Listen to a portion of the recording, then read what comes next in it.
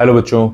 आज हम लोग देख रहे हैं क्लास 10th का 10 मिनट वाला सीरीज और रियल नंबर चैप्टर का आज लास्ट लेक्चर है, जिसमें हम लोगों को ऐसे रैंडम क्वेश्चंस पूछ लिए जाते हैं जो क्लास 9th के सिलेबस के ऊपर बेस्ड होते थे, जिसमें रैशनल इरेशनल को जोड़ना घटाना इस टाइप के सवाल। तो ये इस सीरीज का लास्ट लेक्चर है। 10 मिनट में मैंने कोशिश किया है कि लेक्चर्स को कंपोजिट किया जाए, लेकिन कभी कभी कुछ लेक्चर्स 10 से ज़्यादा मिनट के हो जाते हैं क्योंकि उसमें प्रैक्टिस क्वेश्चंस लास्ट में रहते हैं। और अगर आपको ये कोशिश, ये चीज़ अच्छी लगी हो तो उसको शेयर करना अपने दोस्तों के साथ, क्योंकि ये फोकस मेरा इस चीज़ पे है कि कम टाइम में, यानी जो चीज़ें टू द पॉइंट है उनको पढ़ के आप ज़्यादा से ज़्यादा मार्क्स स्कोर कर सको, जिससे आपके बोर्ड के प्रेशर ना रहे। तो मैंने एक लेक्चर में एक कॉन्सेप्ट को समझाने की कोशिश की है। आज का कॉन्सेप्ट हमारा रैंडम इरेशनलिटी के क्वेश्चंस पे रहेगा। तो उसमें सबसे पहले क्वेश्चन जो कभी कभी पूछ लिए जाते हैं, शॉर्ट्स के ऊपर पूछ लिए जाते हैं कि बताओ इसमें से इरेशनल नंबर कौन सा है। तो बेटा आपको ये चीज ध्यान रखनी है कि अगर स्क्वायर रूट है हमारे पास, अगर हमारे पास स्क्वायर रूट है तो स्क्वायर रूट के अंदर आपको चेक करना है कि कोई नंबर परफेक्ट स्क्वायर है कि नहीं। अगर स्क्वायर रूट के अंदर आप ये चेक कर लेते हो कि परफेक्ट स्क्वायर है तो वो नंबर रैशनल होगा, और अगर स्क्वायर रूट के अंदर परफेक्ट स्क्वायर नहीं होगा तो वो नंबर आप इर्रेशनल की कैटेगरी में डाल सकते हो। तो ये एक सिंपल सा तरीका है चेक करने का। जैसे फॉर एग्जांपल मैंने आपको बोला कि आप चेक करके बताओ कि ये नंबर कैसा है, तो आपने देखा कि ये परफेक्ट स्क्वायर नहीं है, परफेक्ट स्क्वायर 9 होता है, 8 नहीं होता, तो ये इर्रेशनल हो जाएगा। कभी कभी आपसे फ्रैक्शनल नंबर पूछ लेते हैं, जैसे मान लो मैंने पूछ लिया कि बताओ, चेक करके बताओ कि क्या ये नंबर 0.25 ये रैशनल है कि इर्रेशनल है। तो आप इसको सॉल्व करने के लिए क्या करोगे, इसको 25/100 यानी फ्रैक्शन में लिख लो डेसिमल को, और सेपरेट रूट कर लो। 25 का आ जाएगा 5, 100 का आ जाएगा 10। तो ये 5/10 एक रैशनल नंबर हो गया। आप बोल सकते हो कि ये रैशनल हो जाएगा। कभी कभी आपको मजाक में इस तरीके के सवाल पूछ सकते हैं, क्योंकि सीबीएसई कुछ भी कर सकता है, मजाक में इस तरीके के सवाल भी पूछ सकता है कि बताओ ये नंबर कैसा है। तो ध्यान रखना, अगर पाई मिलेगा तो आपको उसको इरेशनल लिखना है, और अगर आपको 22/7 देंगे तो इसको आपको रैशनल लिखना है। कभी कभी मजाक कर देते हैं सीबीएसई वाले इस तरह के छोटे सवालों को पूछ के। तो एक तो बेसिक कॉन्सेप्ट ये है कि सिंगल शर्ट में आपको रैशनल इरेशनल पहचानना। दूसरा कॉन्सेप्ट होता है इसमें एडिशन और सब्ट्रैक्शन के ऑपरेशंस के बेसिस पे। तो मैंने एक लिस्ट बनाया हुआ कि अगर रैशनल को रैशनल के साथ जोड़ोगे तो हमेशा रैशनल मिलेगा, घटाओगे तो रैशनल मिलेगा, मल्टीप्लाई करोगे तो भी रैशनल मिलेगा, डिवीजन में भी रैशनल मिलता अगर डिनोमिनेटर यानी नीचे 0 ना हो। रैशनल और इरेशनल का कॉम्बिनेशन ये आपके लिए सबसे जरूरी है, ये आपके लिए बहुत इंपॉर्टेंट है। रैशनल इरेशनल का कॉम्बिनेशन अगर जोड़ रहे हैं तो हमेशा रैशनल में इरेशनल मिलेगा, घटाएंगे तो हमेशा इरेशनल मिलेगा। अगर मल्टीप्लाई करेंगे तो नॉर्मली आपको इरेशनल मिलेगा। इसमें स्टार लगा दिया। स्टार क्यों लगाया, क्योंकि मल्टीप्लाई इसके केस में पूरा करके देखना, बहुत बार आपको रैशनल भी मिल सकता है। मैंने लिखा यूजुअली, बहुत बार आपको रैशनल भी मिल जाता है, जैसे 0 से मल्टीप्लाई कर रहे हैं, जैसे कॉन्जुगेट शर्ट से मल्टीप्लाई कर रहे हैं, तो उन केस में रैशनल मिल जाएगा, नहीं तो इरेशनल मिलेगा। तो इसको आप करके देखना है, इसको करके देखना है, और इसको भी सॉल्व करके देखना है कि कैसा नंबर मिल रहा है। अगर इरेशनल को इरेशनल के साथ जोड़ा जाएगा तो ये may be rational, may be irrational, may be घटाओगे तो भी। तो इसमें अनसर्टेनिटी है, इस पूरे पार्ट में अनसर्टेनिटी है। इसको आपको प्रॉपर चेक करना पड़ेगा।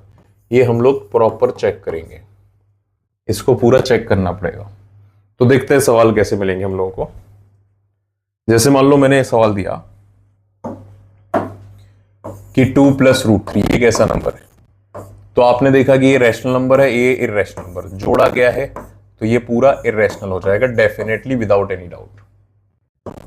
अगर आपको मिल रहा है √2 - √2 प्लस है, ये इरेशनल नंबर है, ये भी इरेशनल नंबर है, लेकिन सिंप्लीफिकेशन अगर इसका किया जाएगा तो √2 में से √2 को घटा के हमें 0 मिल रहा है, जो कि रैशनल है। तो ये आखिरी की कैटेगरी, जब भी इरेशनल और इरेशनल का कोई भी कॉम्बिनेशन होगा उसको आपको जरूर चेक करके देखना है।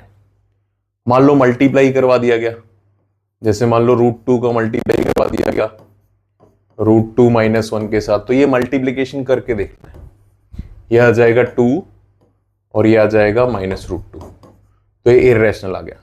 लेकिन अगर कॉन्जुगेट शर्ट का मल्टीप्लाई करना है, जैसे √3 - 1 का √3 + 1 के साथ कर दिया, तो ये अपना हो जाएगा √3 का स्क्वायर -1 का स्क्वायर 3 - 1 यानी 2, ये रैशनल हो गया। ये पूरा इर्रेशनल नंबर था, ये भी इर्रेशनल था, मल्टीप्लाई करके रैशनल।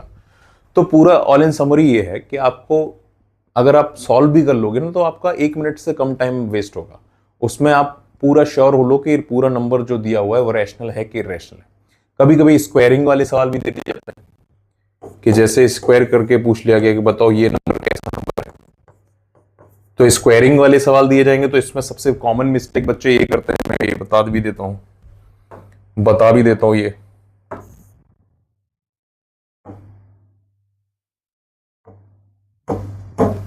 सबसे कॉमन मिस्टेक बच्चे ये करते हैं,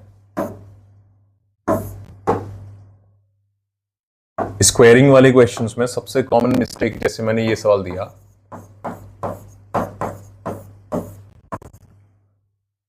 तो मैं बहुत बार ये चीज क्लास में भी नोट करता हूं और बार बार इस चीज को बताता भी हूं कि अगर ये हमारे पास होल स्क्वायर दिया हुआ है तो इसको करने के लिए आप सीधा a + b के होल स्क्वायर का फॉर्मूला लगाओ। अगर आप डायरेक्ट नहीं लगा पाते तो टर्म बाय टर्म लगाओ। बचपन से हम लोग पढ़ते आते हैं कि a + b का होल स्क्वायर पहले का स्क्वायर प्लस दूसरे का स्क्वायर प्लस 2 टाइम्स ऑफ दोनों का प्रोडक्ट होता है, 2 टाइम्स ऑफ दोनों का प्रोडक्ट होता है। ये आ जाएगा √3 का स्क्वायर 3, ये आ जाएगा 2 और ये आ जाएगा 2√6। इसका इससे मल्टीप्लाई करोगे 2√6। फाइनल आंसर हमारा आएगा 5 + 2√6, जो कि इर्रेशनल होता है। अब इसमें कई बार बच्चे करते क्या है, ये बहुत कॉमन मिस्टेक है, इसको ये मत समझना कि आपको आता तो आप नहीं करोगे। एग्जाम प्रेशर में कई बार क्या कर लेते हैं बच्चे कि जैसे ये दिया हुआ है √3 + √2 का स्क्वायर, तो वो क्या करते हैं कि देख लिया कि √3 है तो √3 का स्क्वायर 3 कर देते हैं, √2 है √2 का स्क्वायर 2 कर देते हैं और सोचते हैं कि इसके आगे टर्म नहीं है, 5 लगा के आंसर करके निकल जाते हैं। तो ये गलत है।